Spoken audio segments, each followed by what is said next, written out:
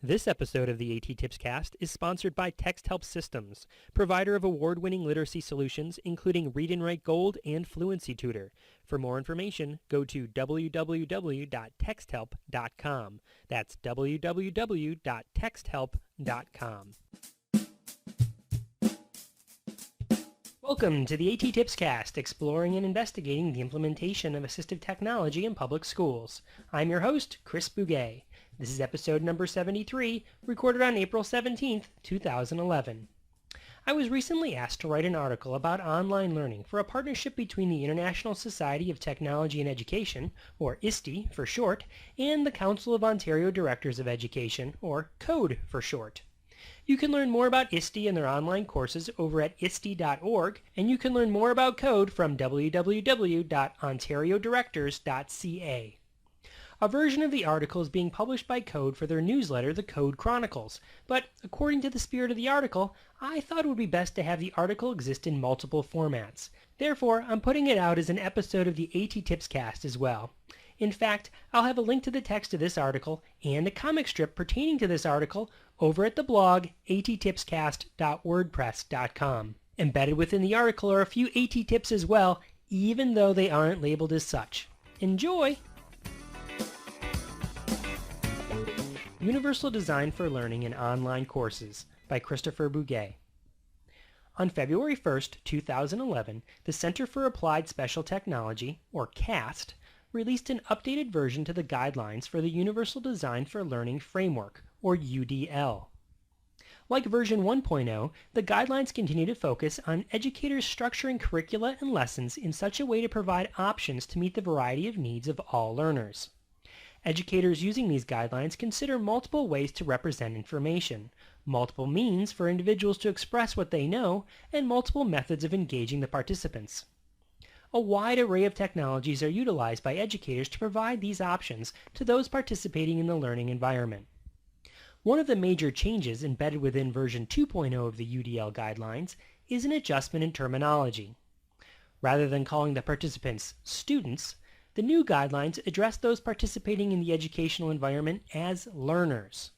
The change in terminology was applied to help widen the scope of UDL to include any individual, regardless of age. With this change in mind, the underlying principles of UDL should not only be applied to school-age students, but to adult learners as well. When conducting online professional development workshops, educators providing the training can use the UDL principles to differentiate the experience for every learner. In order to do this, the professional developer can use the three pillars of UDL to provide a rich, multimodal learning experience. Online professional development courses provide an opportunity and environment for educators to plan out a variety of modalities by which the participants can experience content, demonstrate knowledge, and make meaningful interactions. When creating an online course, the educator develops a plan of learner outcomes. Similar to the curricula for school-age learners, these become the goals of the course and provide a tentpole upon which the entire course is designed. From there, the educator begins to think about all the different methodologies for presenting the content. Traditionally, text can be used as a starting point, but in order to engage all learners, multiple means need to be incorporated from the beginning. Therefore, along with text, professional developers might consider providing audio clips, images, video clips, and interactive simulations for the learner to experience. Audio clips can be auto-generated by using a speech-to-text converter, such as www.vozme.com. Alternatively, perhaps preferably, audio can be created by the educator through the use of a voice recording system, such as www.vocaroo.com, or the open-source software program Audacity, from audacity.sourceforge.net. Yet another way to provide content using audio is to refer the learner to a podcast episode on the topic. A wide range of free and openly shared content is available in audio format via podcasts. iTunes is one example of a free podcast aggregator that can be used to find relevant audio content.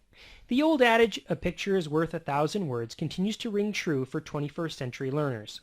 Creating or sharing found images provides a visual representation of a concept. Still images, such as individual digital photos, are only one type of visual representation. Multimedia slideshows, such as those found or created on sites like photopeach.com or vuvox.com can also be used. Furthermore, comic generators like bitstrips.com and pixton.com allow users to create visual representations using cartoons. Video provides another form of media to engage learners. Like audio and images, the professional developer can choose to generate their own video clips or utilize the multitude of free, openly shared content available on the internet from sites such as YouTube, SchoolTube, and TeacherTube.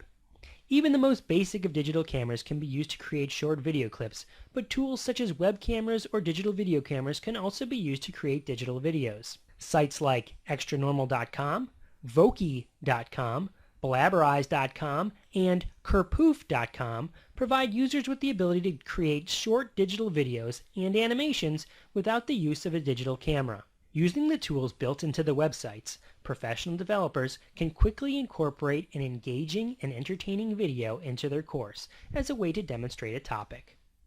Interactive websites provide users with the ability to engage in active learning. Reading text, listening to audio, and viewing video are all passive ways to acquire information.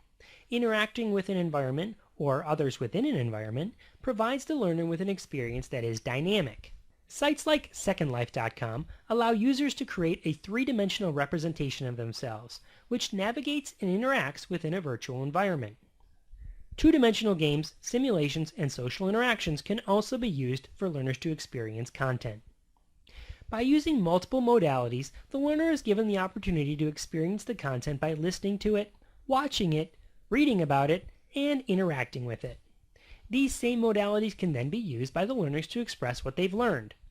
Learners can be expected to utilize text, audio, images, video, or simulations to create rich projects that are meaningful on a personal level.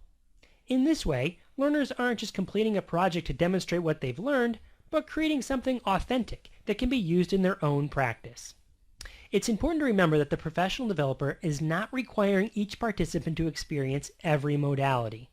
The professional developer is providing options from which the learners can choose. Some learners may choose to read blog posts about the topic, while others might choose to listen to the audio, while still others might choose to play the interactive game or watch the video. Of course, some learners may choose to experience the content in more than one way as well. The role of the professional developer in an online course is to provide as many options as possible for each type of learner to experience the content and express what they've learned in their own way.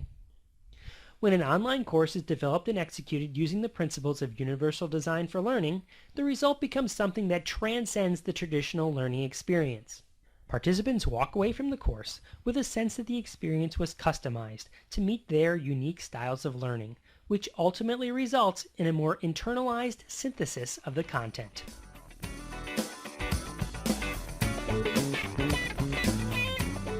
What do you think about using a multimodal approach to online learning? Have your online learning experiences been structured in this way? If so, how did it work for you?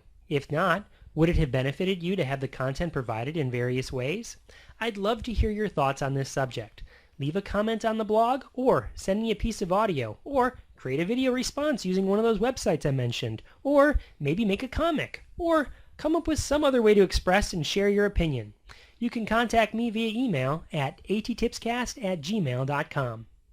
Speaking of online learning, Beth Poss and I are doing a presentation in Second Life on using free or nearly free tools you can use to differentiate instruction for the Patents Project, promoting achievement through technology and instruction for all students. That presentation is going to take place on May 2nd at 4 o'clock. I'll have a link to where you can register for the free event over at the blog A.T.TIPSCAST.wordpress.com. We'd love for you to come join us in Second Life and have some fun. Until next time, may all your interventions be inclusive, may all your strategies be supportive, and may all your online courses be multimodal.